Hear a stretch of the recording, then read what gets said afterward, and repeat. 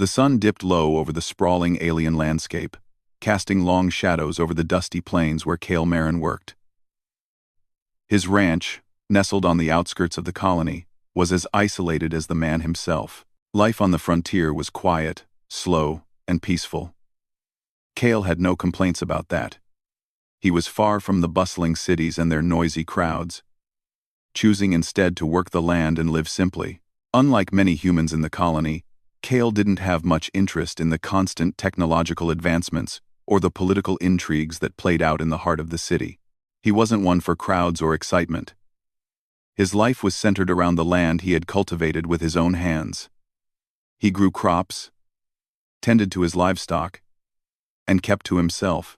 It was a routine that had become comforting over the years. But today, something felt different. As he leaned over to check the water level in one of the irrigation pipes, Cale saw her, Lyra, his alien maid, limping slowly toward the house. At first glance, it seemed like nothing, a simple injury, or some minor issue. But as she neared, Cale's sharp eyes caught the way she winced with every step. Lyra was no ordinary alien. She was an Oromian, a species known for their height and strength.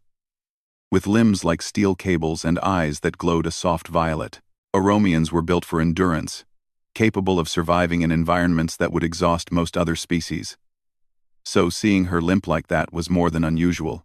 It was alarming. "Lyra, you okay?" Cale called, setting down the pipe wrench. She stopped in her tracks, her violet eyes flickering toward him with a quick, almost panicked glance before she straightened herself up, trying to appear unaffected. "I'm fine," she said, her voice tight. "Just a small injury. It'll pass." But Cale didn't believe her. Not for a second. For all her pride, Lyra had been working for him for almost a year, and he knew her well enough to recognize when something was wrong. The Oromians weren't known for being delicate. They weren't the sort to limp around for no reason. Something had happened, and she wasn't telling him the full story. "You don't look fine," Cale said, his voice softer now. "Come on, sit down for a minute." Reluctantly, Lyra obeyed, easing herself onto a bench just outside the front door of the house. Cale knelt beside her, trying to get a closer look at her injured leg. She had been wearing the same worn clothes she always wore when working on the ranch. And now they seemed a little dirtier than usual, as if she had been through something rougher. "What happened?" Cale asked gently. Lyra hesitated, her gaze flickering away from his. She bit her lip, clearly debating whether or not to tell him the truth. Finally, after what felt like an eternity, she spoke. "I was attacked," she said, her voice low, as if she were trying to keep the words from escaping. "By someone from the colony. They came to the house, looking for something." Cale's heart skipped a beat. "Who?" he demanded, his tone sharp now. "I don't know," she replied, a frown pulling at her delicate features.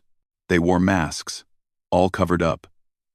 I tried to fight them off, but they were too many. They were looking for something, Cale. And I think I know what it is. Thanks for watching." "They were looking for much combining." Cale's frown deepened.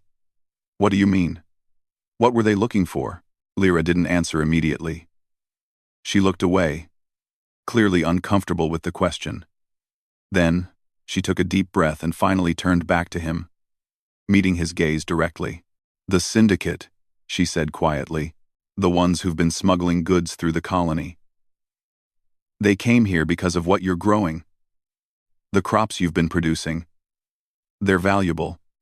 They're part of a bigger operation, and they want to use your land to hide their shipments." Cale's eyes widened in disbelief. "The syndicate? You mean criminals? Smuggling?" Lyra nodded slowly, her face pale. "Yes. The syndicate has been operating in the shadows for years. They've got their hands in every part of the colony's economy. But no one talks about them openly. Too dangerous. They use every sort of trick to stay hidden, and they're ruthless. When they find something valuable, they take it. No questions asked." Cale felt a cold chill run down his spine. He had heard rumors about the syndicate, of course. No one in the colony was blind to the strange happenings, the disappearances, the the sudden shortages of certain resources, but he had never connected any of it to his farm. It was just a simple ranch. Why would anyone be interested in his crops? Lyra's voice brought him back to the present. "They'll come back," she said, her words firm. "And next time, they won't be so gentle." Cale's mind raced as he processed this new information. He had lived on this planet for years, working hard to make a life for himself, away from the political struggles and crime that plagued the cities. But now, it seemed the peace he had worked so hard to maintain was coming to an end. He stood up slowly, trying to shake off the unease gnawing at him. He had to act, but he didn't know where to start.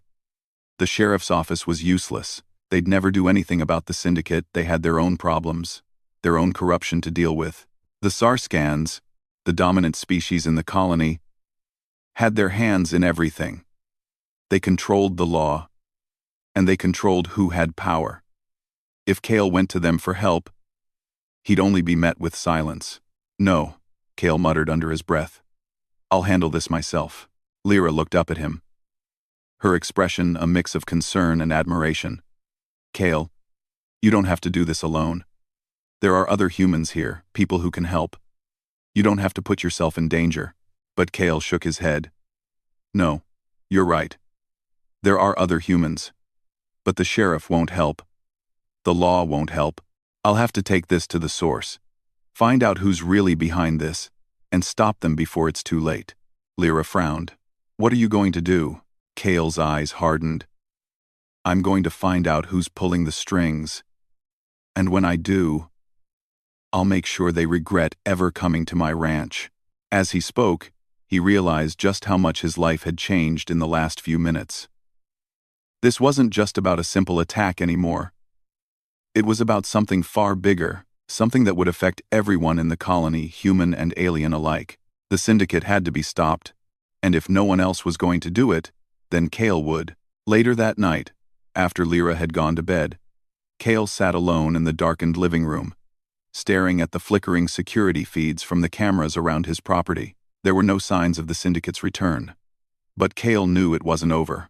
It had only just begun. The next morning, Cale was up before the sun, working through the early hours to finish his chores. The ranch was quiet, just as it always had been.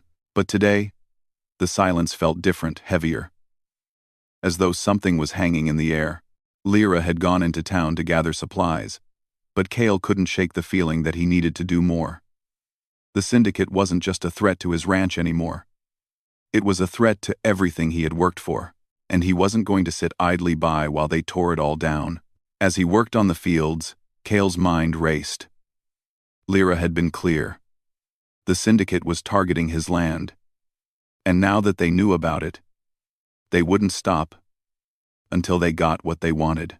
His crops were valuable, and they could be used to smuggle even more illegal goods across the colony.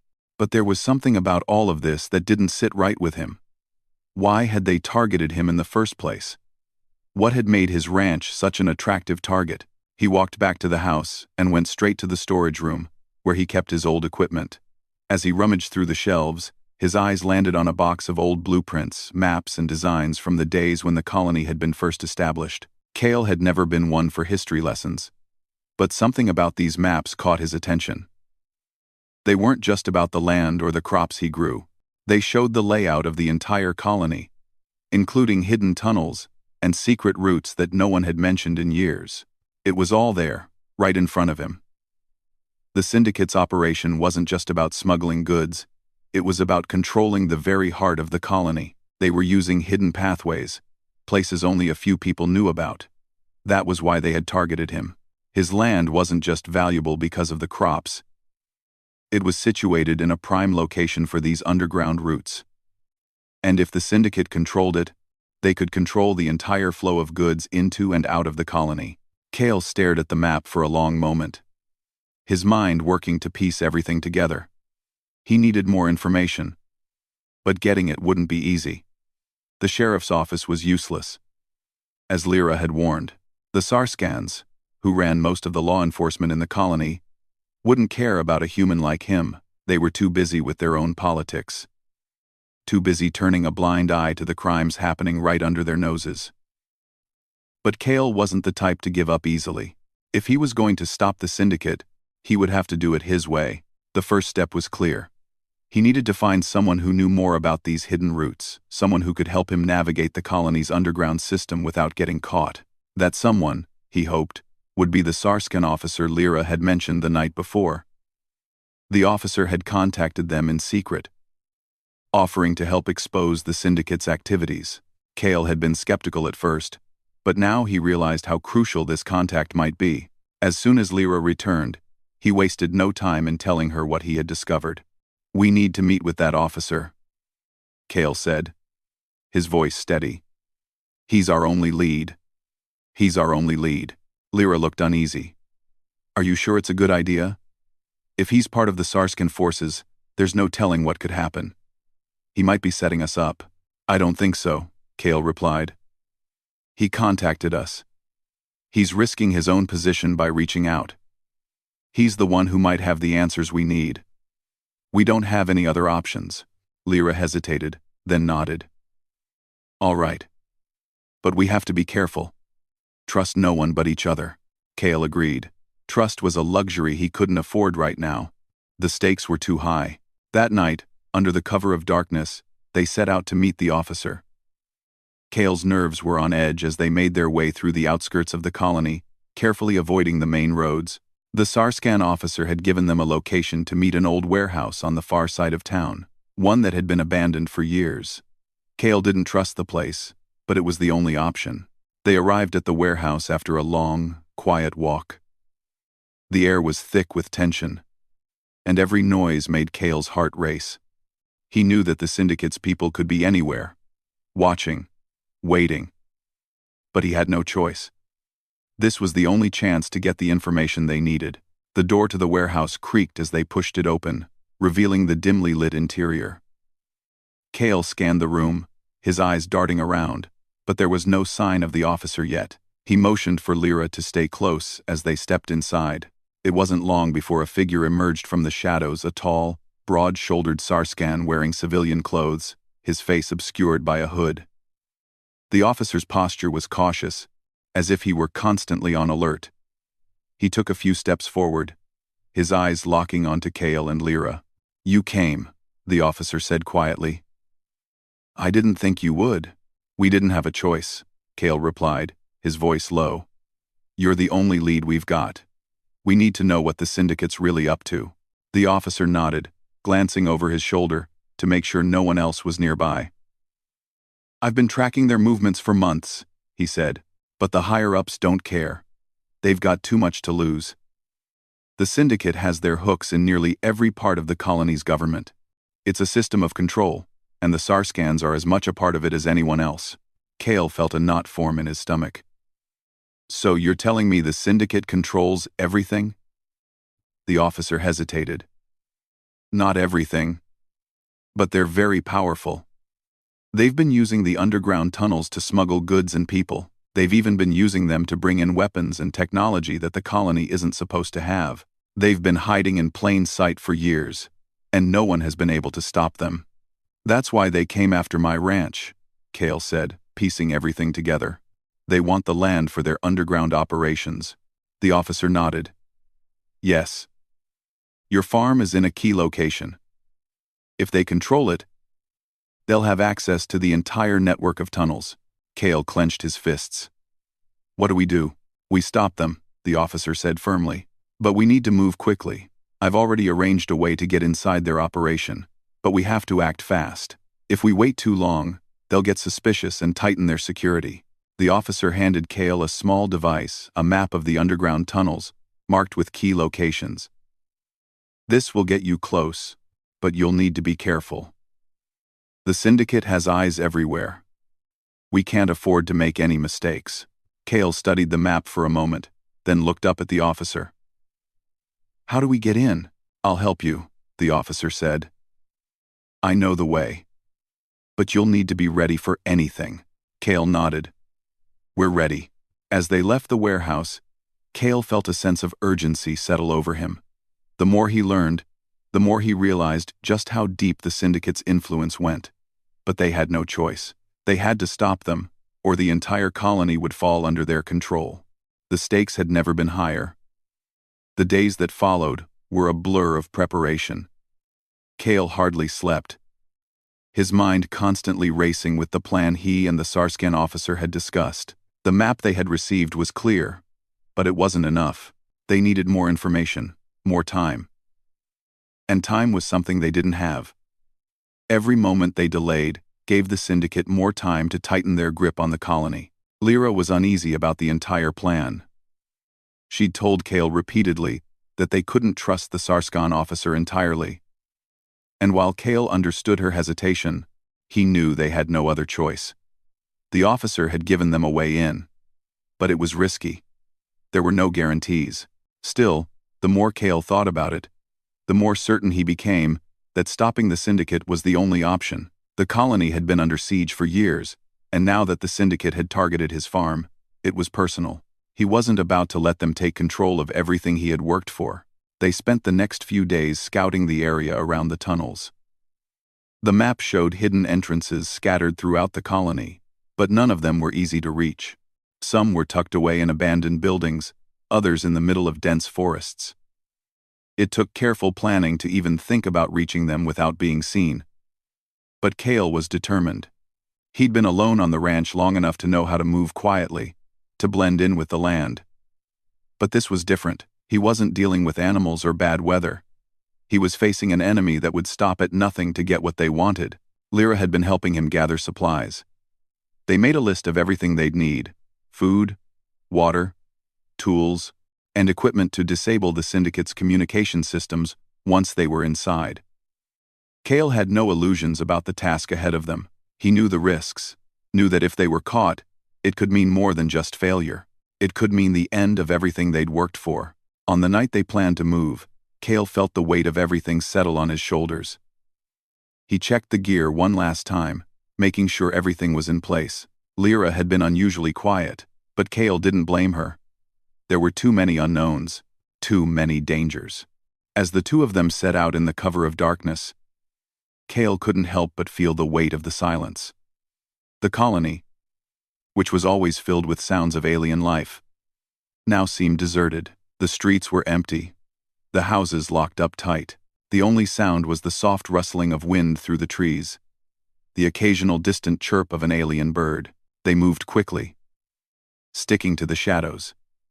The officer had told them to go to the old industrial district, where one of the tunnel entrances was hidden beneath a derelict warehouse.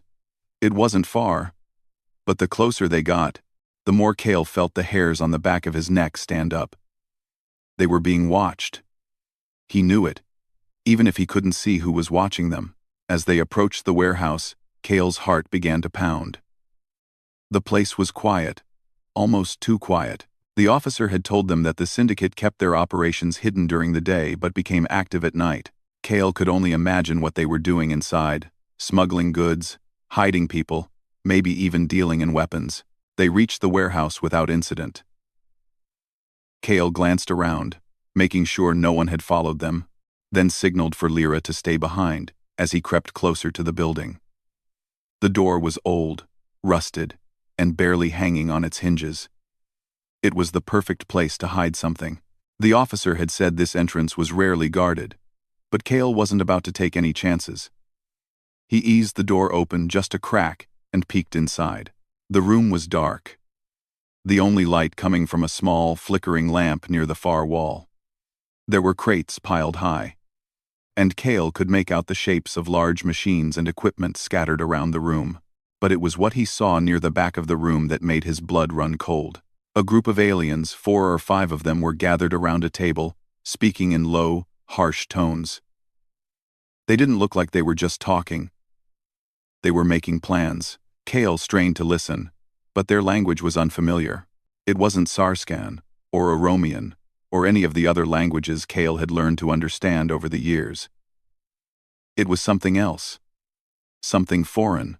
He pulled back quickly, motioning for Lyra to join him. "There are people inside," he whispered. "We need to move." "Now," Lyra nodded, her expression tight. "What did you see?" Too many to take on head first, Kale replied. We're going to have to be careful. They retreated into the shadows, taking the long way around the building. Kale knew they couldn't wait much longer. The officer had promised they would get help from the inside, but he wasn't sure how much longer they could stay undetected. Every second that passed was another second the syndicate could use to move their operation. They moved quietly through the alleys and side streets, keeping a low profile. But just as they reached a narrow street that would take them closer to the next tunnel entrance, a figure appeared in the distance. Kale froze, his heart racing. It was one of the Sarskans, walking toward them with a purposeful stride. Without thinking, Kale grabbed Lyra's arm and pulled her into a nearby alcove, pushing her against the wall. He held his breath, waiting for the Sarskan to pass. The alien stopped just a few feet from them, turning his head in their direction. Kale's pulse hammered in his ears, but he forced himself to stay still, barely breathing. For what felt like an eternity, the Sarskan officer stood there, staring into the dark alley, then turned away and continued down the street. Kale let out a breath he hadn't realized he'd been holding, his heart still racing. That was too close, Lyra whispered. We can't keep doing this. Kale nodded. We don't have a choice. We have to keep moving. Just a little farther. They continued their journey, this time with even more caution. It wasn't long before they reached the second tunnel entrance. A small door, hidden behind a stack of crates. The officer had told them it was one of the least used entrances, and they would be able to slip inside without anyone noticing. Kale pushed the door open slowly, peeking inside. The tunnel was dark and narrow, with jagged walls and a faint smell of earth. He motioned for Lyra to follow, and they stepped inside, closing the door quietly behind them. They moved deeper into the tunnel, the walls feeling cold and damp. The air was thick with the scent of dust and decay, and the only sound was their footsteps echoing in the silence. At first, the tunnel seemed endless, but after what felt like hours of walking, they finally reached a junction. The officer had told them that this was where they'd find the heart of the syndicate's operations, a hidden warehouse used to store their illegal goods. But Kale wasn't sure what to expect. He didn't know if they were walking into a trap, or if they had just walked into the heart of the syndicate's power. But he knew one thing for sure. This was their chance to stop it all, before it was too late. Kale's heart was pounding in his chest as he and Lyra moved deeper into the narrow tunnel. The air around them grew colder, and the faint sound of dripping water echoed off the stone walls. Every step felt like it might be their last. The officer's map had led them here, to the heart of the syndicate's operations, but with every turn, every twist of the winding passage, Kale couldn't help but feel they were walking into something much bigger than they had anticipated. They reached a large, open chamber after what felt like an eternity of walking. The walls were lined with crates and barrels, some of them stacked high, others half hidden behind makeshift curtains. The entire place was filled with the faint hum of machines, the buzzing of unknown equipment. At first glance, it looked like an old warehouse, abandoned and forgotten. But Kale knew better. This was the center of the syndicate's smuggling operation. Everything, the weapons, the illegal tech, and the human trafficking had to be coming through here. Lyra's grip on his arm tightened as they crept further into the shadows.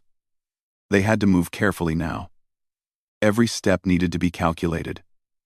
They couldn't afford to make a sound.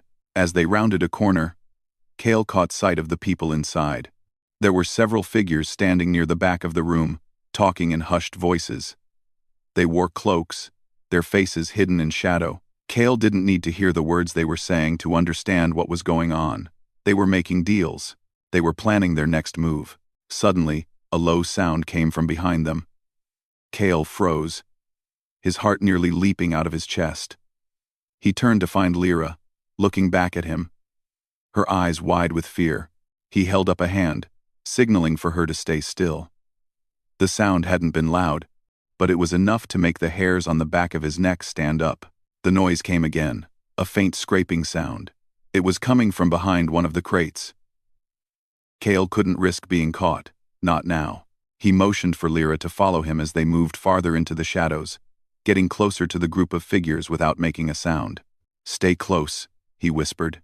They crouched behind a stack of crates, peering through the gaps to keep an eye on the syndicate members. They could hear the low hum of the equipment in the background, but they also caught fragments of the conversation. "Shipments are late. Need to get the humans out. The Sarskins are asking questions." This could be bad for everyone. Kale's mind raced. They were talking about humans, people just like him, people who had been taken by the syndicate and forced into their operations. He clenched his fists, feeling a surge of anger course through him. This was it. This was what he had been fighting for. If they could stop this, they could end the syndicate's hold on the colony once and for all. But just as he was about to move closer, a shadow passed over them.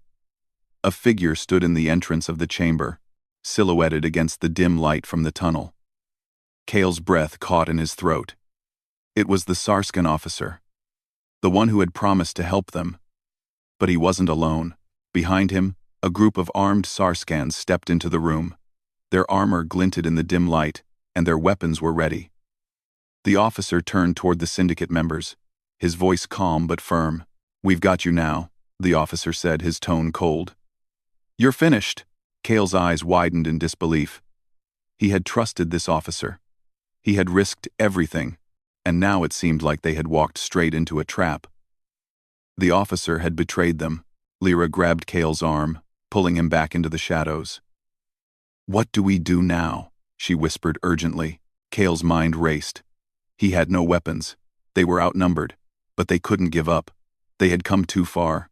If they ran now, all their efforts would have been for nothing.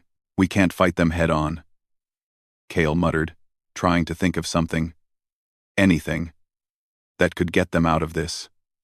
His eyes fell on the machinery that lined the walls of the room. "But we can disrupt them."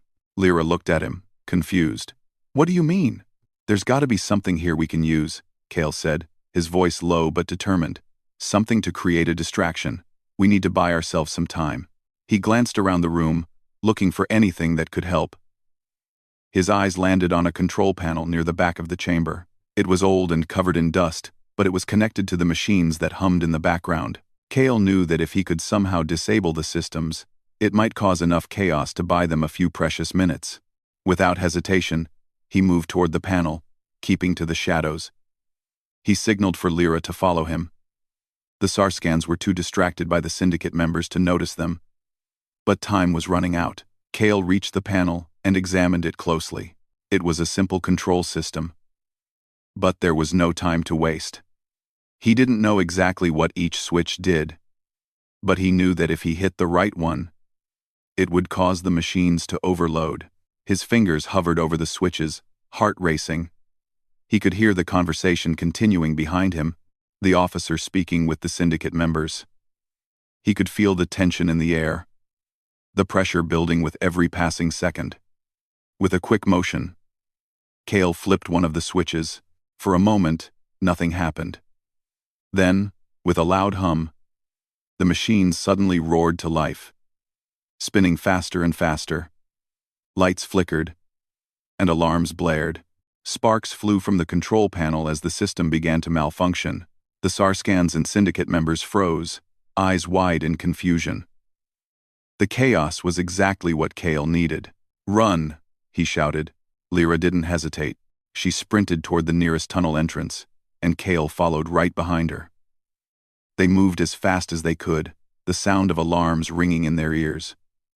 The whole place was falling apart. Machines were malfunctioning, lights were flickering, and the entire building seemed to be shaking with the force of the overload. They didn't stop to look back. They couldn't afford to. The syndicate had been caught off guard, but they wouldn't stay disoriented for long. Kale and Lyra ran through the tunnels, their footsteps echoing in the darkness. It felt like an eternity before they reached the surface. When they emerged into the night air, Kale looked back at the tunnel entrance, half expecting to see the Sarskans and the syndicate chasing them, but there was nothing. The chaos had worked. They had bought themselves enough time to escape. Lyra turned to him, her face flushed with the thrill of their escape. "We did it," she said, breathlessly. Kale's heart was still racing, but he allowed himself a small smile. "We did, but they both knew this wasn't over." The syndicate had been exposed, but they were far from defeated. The fight wasn't finished, and it would take more than just a few machines to bring them down. But for now, they had won, and that was enough. As they made their way back to the ranch, Kale felt a strange sense of hope. The colony was still in danger, but now, they had a chance. They had a fighting chance. And for the first time in a long time, Kale allowed himself to believe that maybe, just maybe, the humans could make a difference after all.